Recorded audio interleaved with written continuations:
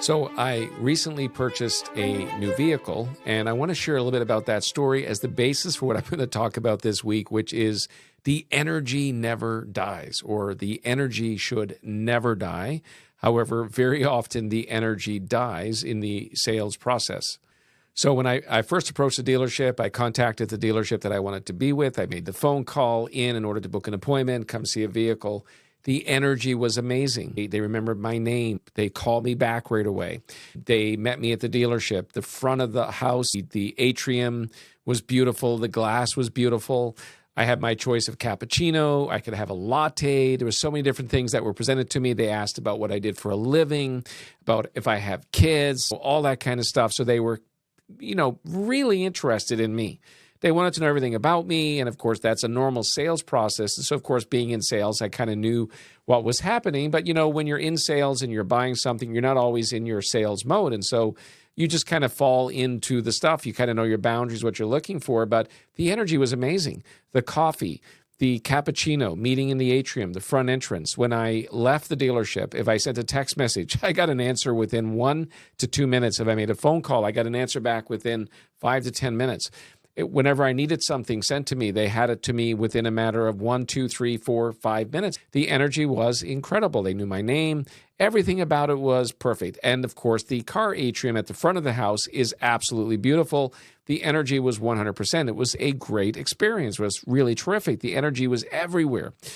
Then, when I actually made the decision to purchase the vehicle, and I signed off on the form, the sales representative literally said, "Okay, thank you. I've got to run." I guess it was almost time to leave, and clearly in a hurry to get out of there, something he had to go to, and he disappeared. Now, what I didn't know is that the energy would die at that exact moment, and so the energy, in fact, did die. So that was just me signing the initial contract. So after it was done and he left and I was on the hook to purchase the vehicle, even though there was remaining steps, it was quite interesting.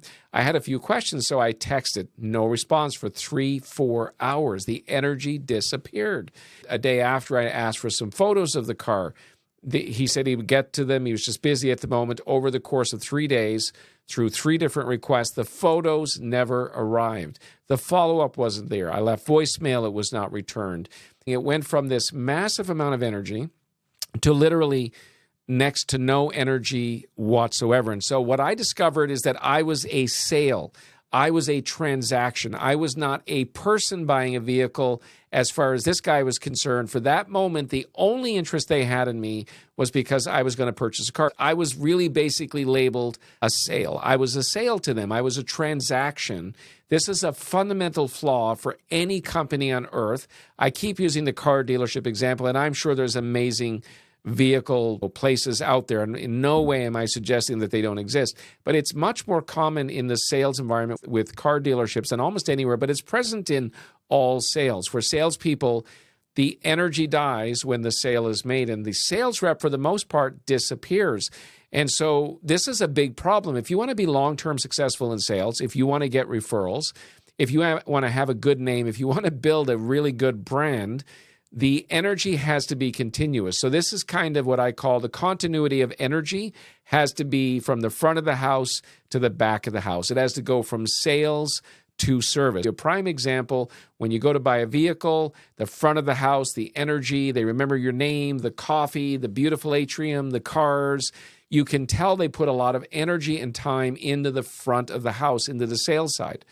So when you take a walk over to the service department, it's usually a little kind of small area. Coffee's not as good. Service is kind of different. You're a transaction, again, a number. It's kind of all different. Just have a seat over there. We'll get back to you eventually. Everything is different. And so the best companies on earth are the ones who have energy that's continuous from the front of the house to the back of the house, from sales to service, because when that exists, that means the customer is actually important to the company. And all companies on earth that want to have a long-term success have to make the customer the very center of every transaction. It cannot be about the sale, and it cannot just be about service. It has to be about sales and service for a customer. So the energy must be continuous. It's of no value, really, if all your energy is on the sales side but not on the service side. And you go into car dealerships, this is pretty common in most places. Now, some dealerships are an exception. I totally get that. I'm just sharing my experience to give you an example. Very often with companies, people are transactions. They're not people.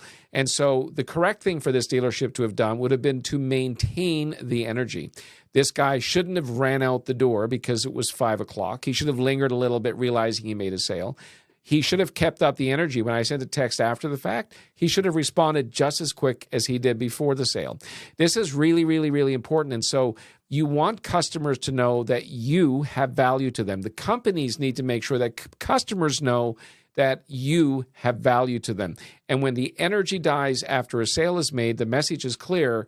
Customer becomes a transaction, not a human being. So I guess we could title this The Continuity of Energy, and it has to be from the front of the house to the back of the house. So if you're in sales, the most common thing you will hear is, I'm not in service, I'm in sales. When the sale is made, I disappear.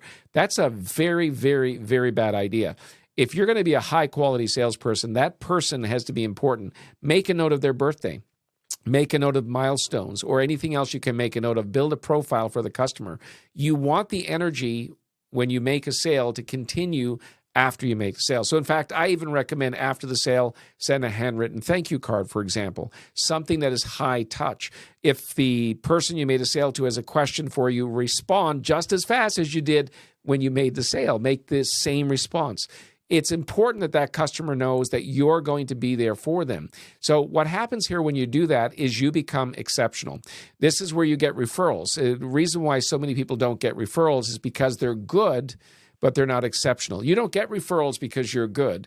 You get referrals when you are exceptional. There's lots of good salespeople around, but the people who are exceptional, they are the people who get the referral. So being good is not good enough. You actually have to be exceptional. Again, I use Apple as a prime example of this. When you go into an Apple store, buy an Apple product, even online, the energy is very, very strong. They're right there. They're answering questions, ready to handle the sale. However, even after the fact, if you do need support for Mac, which is, by the way, not very often because they work really well, but when you do need service, I can get into a chat with a specialist or support at Apple within 1 minute on their website. I literally am chatting with someone within a minute. If necessary, they can escalate it within a minute to a phone call. If necessary, they can send a remote app to have access to my device, my computer, to go in and actually fix issues. But what you see with Apple is you see equal amount of energy, not just in the sales side, but you see the same amount of energy, almost exactly the same, on the service side. So you know when you're dealing with a company that has a continuity of energy from the front of the house to the back of the house, you are now dealing with a high quality company. But unfortunately, in many companies, the energy is all around sales, and there's varying degrees of energy when it comes to service. If you want to have a great name, you want to reduce complaints, and you want to get referrals, and you want your brand to be known to be about people, you have to have continuity of energy from the sales side to the service side. So what does this mean? It means that it's not about sales or service, it's about people. It's about the customer. And when the customer is truly important to you as a salesperson, and the customer is truly important to you as a company, then sales and service is for people. So in other words, if we were to draw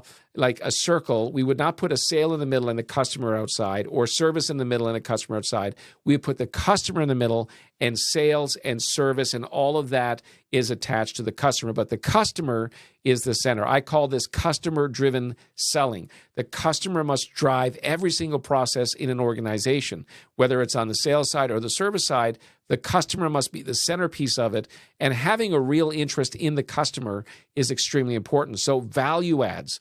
After you make a sale, sending a handwritten card, any type of anniversary the customer has, birthdays, which you can easily acquire the information without them even knowing because it's on the contract. Say, hey, happy birthday, just thinking about you guys, or any number of things you can do that adds value after the fact to let that person know you are not just a transaction, but you are actually important to that particular individual, so that the customer, they know that the customer knows that they are important to you, and it was not just a transaction. When I left this car dealership and the energy died within the week afterwards, guess what? I'm not going back. Even though the sales experience was good, I'm just not going back. Why? Because it's a company, or at least this particular dealership, that really didn't have the concept of energy flowing from start to finish, because the customer has to be the center. I want to deal with companies that are going to put customers as the central focus of every process in the company and maintain energy front to back. I want to be able to go to the service department and have the same greeting. Hey, great to have you. Is this your first time in service? Please have a seat. Can we grab you a coffee? I want that energy when I bring my car in for an oil and filter, not just when I'm trying to actually purchase a sale. How many salespeople are losing referrals and losing credibility just for the simple reason that they made the customer feel like a transaction and not like a person? It's such a simple thing to make a change in your sales process. So let me just summarize it this way. The customer is the anchor of every process that you have. The energy must be continuous from sales to service. The next thing is to think of a value add. Think of something you can do after the sale, sending a thank you card, sending a note, phoning on the birthday, sending a card on the birthday. If you don't want to take the time to make a phone call, at least send, hey, happy birthday. We're glad you are a customer. We hope you have a great day. Think about the value adds that you can add in. Number 3 here, you want to make sure that you are exceptional. Are you just like most good salespeople? What are you doing that makes you exceptional? So this is a good question for every salesperson. What am I doing that makes me exceptional? What am I doing that demarcates me from other people? Am I doing something unique that's going to delight or surprise the customer? It's a great way to frame it. What am I doing that's going to delight the customer? What am I doing that's going to surprise the customer? What am I going to do that's going to make the customer smile? What am I going to do that the customer is going to say, that's a different sales rep? What can you do creating product evangelists? Because if you're exceptional, and the customer is actually important to you, you do develop product evangelist or service evangelists. If you're selling financial services, they're going to talk about you. So ask yourself the question, what can I do that's going to make this customer go to their water cooler, so to speak, at work and say, hey, what'd you do last night? I met an amazing salesperson. And share about your product or service and maybe acquire referrals. So ask yourself the question, what am I doing that's going to turn the customer I'm selling to into a product evangelist? What am I going to do that's going to turn that person into never wanting to leave me? And every contact they have with anyone else, they're going to want to actively promote me as an exceptional person to deal with. So these are really important questions. And I'm just summarizing here at the end. The energy has to flow from front to back. That's critically important. What are you doing to make yourself exceptional and not just be like everybody else? What value adds are you giving, like birthday cards or sending a gift or something, or a thank you note or whatever it might be? What are you doing to surprise and delight the customer that's going to make them smile? What can you do? Use artificial intelligence and ask, what can I do to surprise a customer? What are practical things I can do? Especially if you're on Zoom meetings or whether it's in person or otherwise, it doesn't really matter. And the last thing is, what am I doing that's going to turn this customer into a product or service evangelist? More important, they're going to talk about you as being exceptional and trustworthy and transparent and an individual that they want to deal with. A lot of sales reps end up in the good category.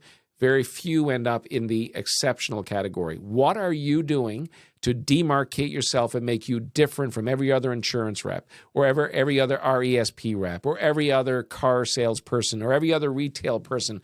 What are you doing that goes beyond just the transaction and the sale and makes people feel special? What are you doing that makes people want to come back to your store, your retail store, your car dealership, or whatever it might be? What are you doing that's exceptional and demarcates you from other people?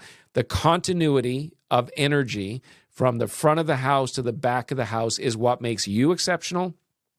It's what makes a company exceptional, and is what's going to drive referrals, is this exceptional behavior. Customers are important, and I believe we should operate in the best interest of the customer, but go beyond just operating in their best interest. What value adds can you add that customer knows that you are really important to them? I hope you enjoyed this today. It's a simple 15-minute thing that I'm doing here to drive home the importance of ask yourself these questions and watch how it will change your selling.